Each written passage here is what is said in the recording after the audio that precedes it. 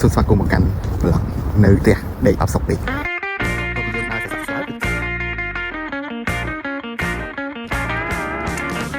Đây này ngọc kia ngày nắng chương trình từ bật nèឬក៏ Olympic Park in Beijing ទៅngọcគ្នាបាទបាទថ្ងៃហ្នឹងយើងនឹងជិះរថភ្លើងកុងដីឬក៏ metro នៅក្នុង Beijing ទាំងអស់គ្នាទៅ destination របស់យើងតែម្ដងហើយថ្ងៃហ្នឹងក៏ជាលើកទី1របស់ខ្ញុំដែរនៅក្នុងការមើល map ខ្លួនឯងហើយ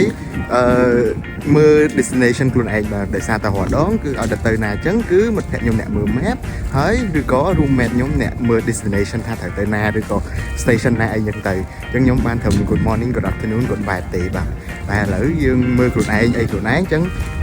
យើង solo trip មិនទៅមួយខ្ញុំអស់គ្នាតា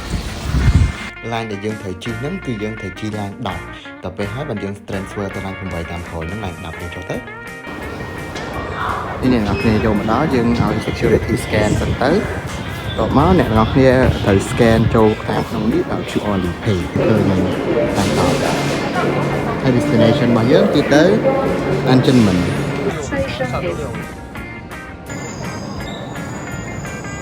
បាទឥឡូវគឺយើងមកដល់ហើយand then នៅពេលដែលយើងមកដល់យើងត្រូវរក exit អញ្ចឹង exit របស់ខ្ញុំគឺ exit C អញ្ចឹង exit C គឺនៅនេះយើងត្រូវដើរតាម exit C ហ្នឹងអូខេ exit C exit D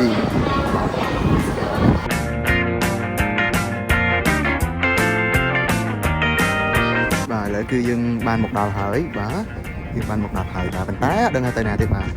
ដឹងឆ្វេងនឹងស្ដាំទេយ៉ាដើរទៅបាទនេះគឺជា signature មួយរបស់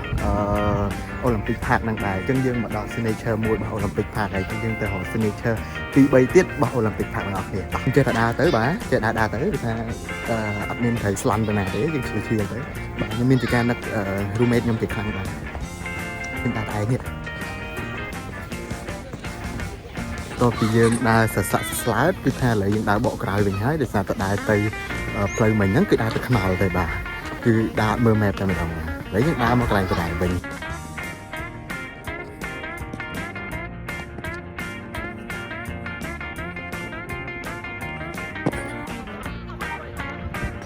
អ្នកគ្នានេះគឺកន្លែងជិះ ski លយប្រោយណាជិះ ski តកនៅលើតកបងប្អូនអាហ្នឹងអីគេដូចជាបឹងឯងតែវាកកឥឡូវហ្នឹងតាមតែដក4អង្សា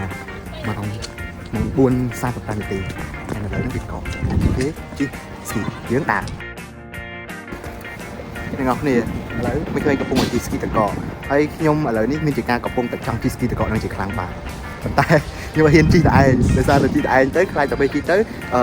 ដេញបុកមួយក្មេងៗវាឈប់លេងចូលខ្ញុំហ៊ានជិះតែឯងខ្ញុំមានជាការ roommate មានទៀតដែរបើមិនជា roommate ខ្ញុំមកខ្ញុំមកជិះអត់ដែរតែមានជាការខ្ញុំមកតែឯងខ្ញុំហ៊ានជិះឥឡូវខ្ញុំមុខទៅមុខតទៀត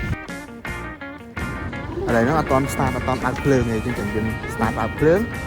ចាំមើលថាវាស្អាតប៉ុណ្ណាទី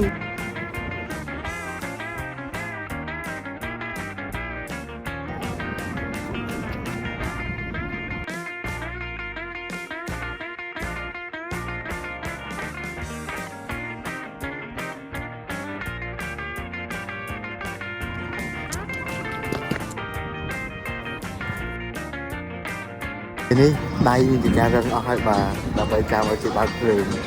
ហើយបើកភ្លើងហើយបាទប្លុកព្រមនេះគឺចាប់បាយ